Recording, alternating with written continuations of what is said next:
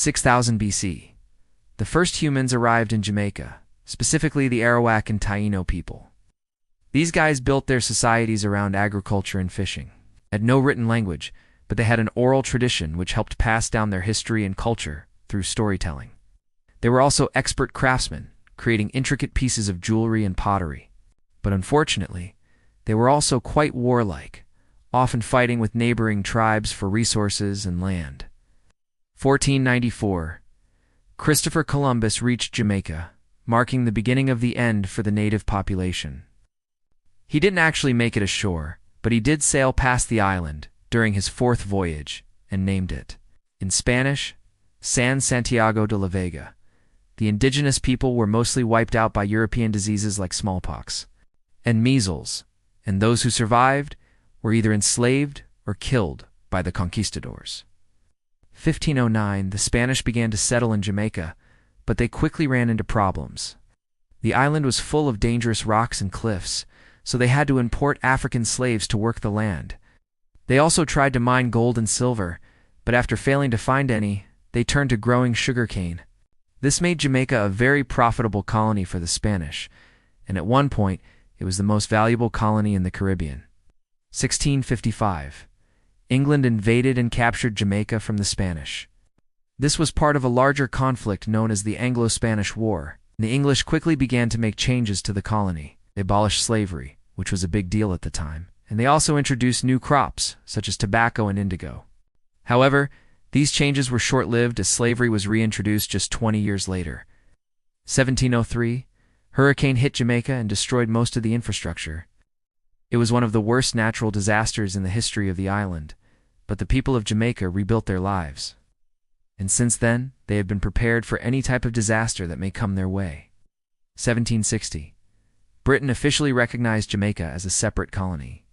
This was due to its increasing wealth and power, and it allowed Jamaica to develop its own unique identity. Slavery was still legal, but the British government placed restrictions on how slaves could be treated. They also encouraged the growth of industries such as mining and manufacturing. 1834. Slavery was finally abolished in Jamaica. This was part of a larger trend throughout the British Empire, and it marked a major turning point in the history of the island. Many Jamaicans continued to work on the plantations, but now they were paid for their labor. 1865. Jamaica became a self-governing colony. This meant that it had its own legislature and executive branch, and it gave Jamaicans more control over their own affairs.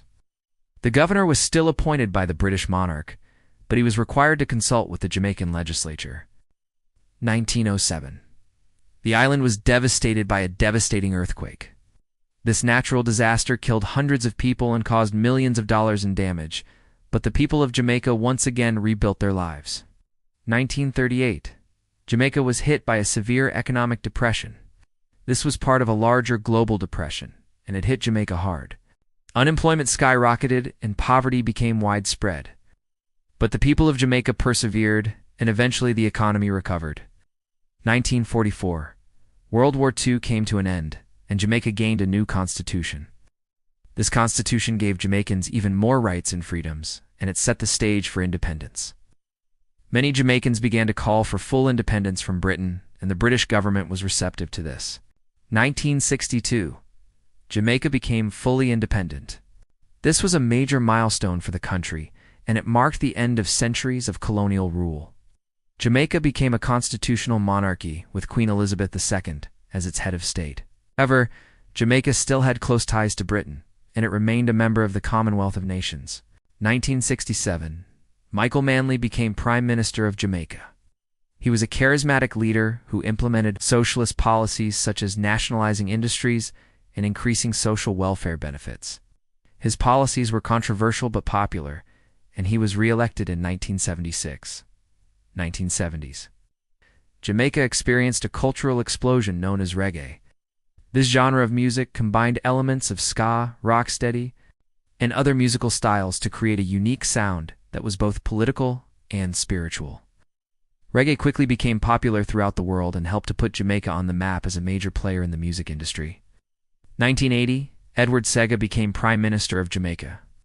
He was a conservative leader who reversed many of Michael Manley's policies. He privatized many industries and cut back on social welfare programs. His policies were unpopular, and he lost the next election to Michael Manley.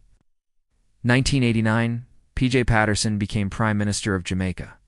He was a member of the People's National Party, or PNP, and he led Jamaica into a new era of economic growth and stability. Patterson implemented policies to attract foreign investment and reduce poverty.